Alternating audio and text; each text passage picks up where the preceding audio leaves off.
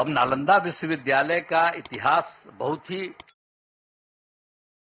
प्राचीन काल में नालंदा विश्वविद्यालय की पहचान ज्ञान के केंद्र के रूप में रही थी।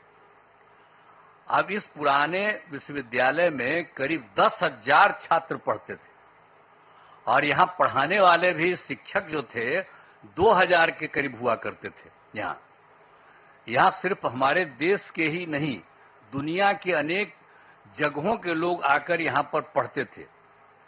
यहां पर चाइना, जापान, तिब्बत, श्रीलंका और अन्य एशियाई देशों से छात्र पढ़ने आते थे।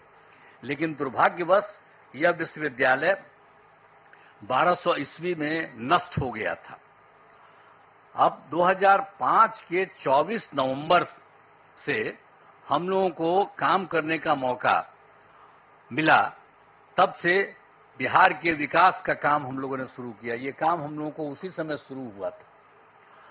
अब उसी बीच मार्च 2006 में तब तत्कालीन राष्ट्रपति श्री एपीजे अब्दुल कलाम बिहार आए थे और उन्होंने बिहार विधानमंडल में अपने संबोधन में नालंदा विश्वविद्यालय को फिर से स्थापित करने की बात वहां पर कही थी। ये पहली बार वही व्यक्ति थे, वहां करके देख लिए थे और जब वहां पर आए थे हम लोगों के यहाँ उस समय थे और बाद में तो खैर वो रिटायर कर गए थे, लेकिन जब आए थे 6 में तो उन्होंने हम लोगों के विधान मंडल में, विधानसभा, विधान परिषद सब में उन्होंने एड्रेस किया था और उसमें ही उन्होंने ये बात कही थी कि नालंदा विश्वविद्यालय को फिर से स्थापित किया जाना चाहिए।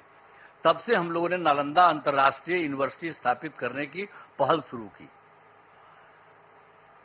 इस नए नालंदा विश्वविद्यालय को अंतर्राष्ट्रीय स्तर का बनाना था। इसके लिए हमने केंद्र सरकार से अनुरोध किया।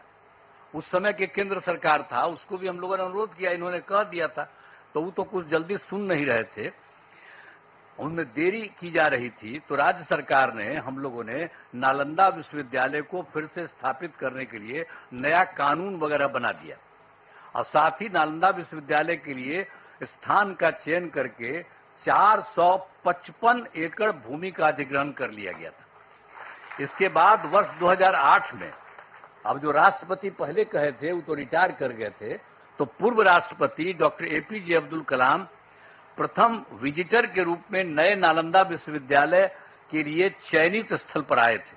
जब यहाँ काम शुरू किया जा रहा था तो वो भी फिर देखने आए थे 2008 में।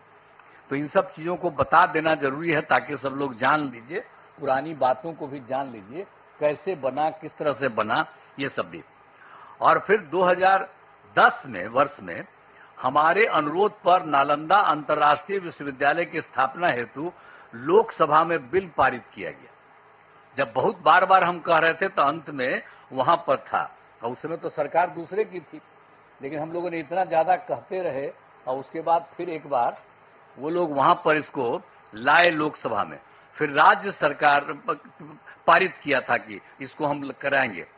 तो फिर राज्य सरकार ने नालंदा विश्वविद्यालय के लिए भूमि एवं सभी चीजों को केंद्र सरकार को ट्रांसफर कर दिया और विश्वविद्यालय का काम धीरे धीरे करके बढ़ता रहा और वर्ष 2014 से थोड़ी पढ़ाई